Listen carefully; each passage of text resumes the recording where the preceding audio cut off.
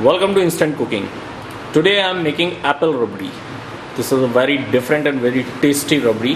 So for this we need 1 liter of full cream milk, approximately 100 grams of apple, 2 to 3 cardamom and sugar as per your taste. So take a pan, add 1 liter of full cream milk, peel the potato and grate it. Now our milk is reduced to half and thick. So add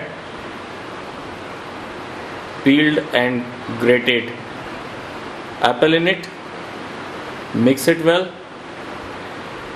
and cook it till consistency of rabdi will come.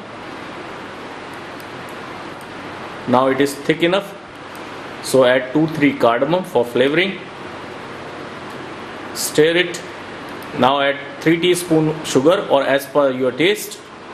Mix it again and let it cook for another 2 to 3 minutes. So our apple rabdi is ready. It's a very different and very good dessert. Thank you.